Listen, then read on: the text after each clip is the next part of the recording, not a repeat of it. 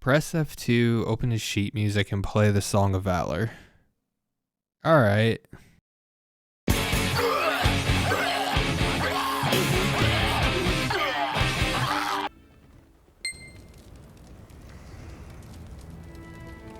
The Song of Valor. That was his favorite song. Hell yeah, it was.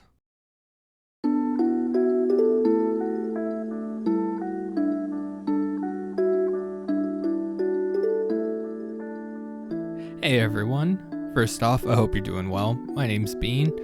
I've been playing Lost Ark for quite a bit over the last few weeks, and right now I'm sitting around with around 100 hours of playtime, and I know that's not a time for the hardcore bunch of you, but a lot of my time is actually mostly spent in PvP.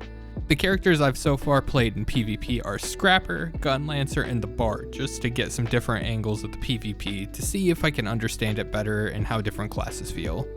Initially, I was pretty put off by the PvP in Lost Ark. I would just go into the arena and get stun locked, do some damage, lose, get stun locked, do no damage, lose, get stun locked, until eventually I learned some of the tells of the game, how to tell if someone's stagger immune or CC immune, etc. It took a while to learn, and I think the learning curve was a little high, but all in all, the PvP is pretty fun. I'm not playing it in a competitive level, but I do enjoy my time with it. That being said, there are a few games that Lost Ark made me realize I was really looking forward to playing even more now that I've been playing Lost Ark. I hope you enjoy the video, and thank you very much for listening. The first game I wanted to talk about was Corepunk. Now, I have to address a pretty major issue regarding this game. The main developer headquarters was and possibly still is in Kyiv. So at this point, you could possibly expect a delay or an outright cancellation of the game, all thanks to fucking Roose Bolton invading Ukraine. I keep staring at this picture and you can't tell me that the bolt-on theory isn't real. The bolt-on theory is about Roose Bolton being a mortal monster who wears the skin and faces the people and keeps his life going. If this comparison bothers you in regards to me comparing Vladimir Putin to a monster, maybe he should stop acting like a goddamn monster to begin with. Anyway, I wanted to talk about Corepunk anyway because it would be unfair for the developer's work to go unnoticed. But before we do, I want to say I hope for peace soon in Ukraine and I hope for the safety of all of its people. Any loss there is obviously horrible, and I can't stress that I hope the best for you, yours, and your country. Alright, so Corepunk. Corepunk is an upcoming MMORPG developed by Artificial Core. Corepunk has the same isometric point of view in a game like Lost Ark, but I do believe that's kind of where the similarities end. It appears to have a much slower pace for combat, but that's actually okay in my opinion. The different tastes are for different people, but I prefer a harder fight with a smaller amount of mob versus something like Dynasty Warriors where you cleave through thousands of people and I have fleeting thoughts going through my head. So Corepunk does look to have a more traditional trinity with healers, damage dealers, and tanks, but I do imagine that the support classes would be closer to Lost Ark than a game like WoW, where you're more backline, and Corepunk you'd be probably more support with CC and some healing. The PvP system is apparently operated off of a karma system, which reminds me of Lineage and Lineage 2. The karma points acquired would depend on the level of the gear score of yours versus the person that you kill or if they killed you. Once you acquire so many points, you end up getting a criminal status and you get identified as a player killer. The punishment for player killers is possibly losing artifacts, which I assume are good items. I'm not really sure what those are. Or you could lose an item like a weapon or a piece of gear. When you die in Corepunk, it looks like you have a small chance of losing an item, but if you have that negative karma, the chance is pretty increased. For player versus environment, it looks like there's options for solo players, group sizes which are the size of 4, or raids between 12 to 20 people. According to the page, it looks like there are randomly generated dungeons, mini bosses, and wandering bosses currently in the game.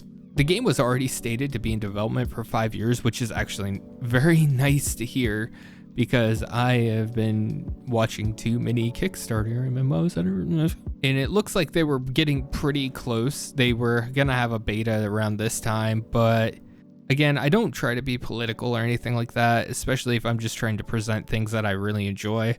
But when one sovereign country gets invaded, it's pretty black and white, in my opinion, what's going on there. And I hope Ukraine pulls out of it. And I hope you guys are able to recover and have safe, peaceful lives. All right. So let's talk about the other game I'm looking forward to, V Rising, which is made by Stunlock Studios. Stunlock Studios previously made Battlerite, and they also made another game, Bloodline Champions. In Battlerite, there was a dual mode, a 2v2, and a 3v3. It was a MOBA in more of a literal sense of the word, where it was a multiplayer online battle arena game. The combat was fast, fluid, and fun, and the classes were really fun as well. It had a good sense of stuns and CCs and diminishing returns and how those sort of things should work in combat. It was still, in my opinion, one of my favorite PvP games I played. V Rising looks to take what they learned from Battlerite and Bloodline Champions. Battlerite and Bloodline Champions is very back-to-back blah, blah, blah.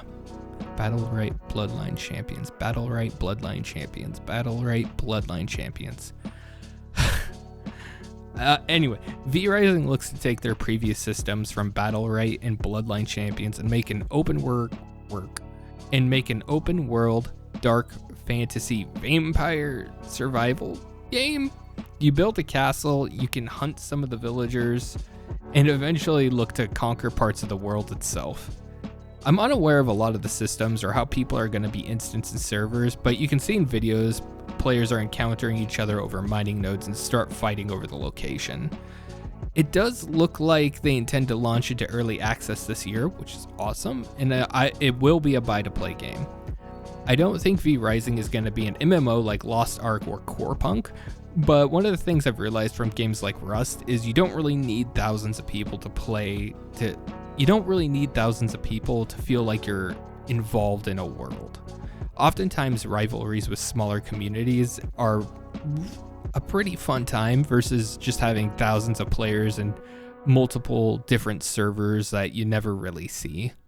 That's just an opinion, though. Regardless, those are the games I am looking forward to. Thank you very much for your time. You have a good night or have a good day, whatever you're doing, and I hope you have fun. Bye-bye!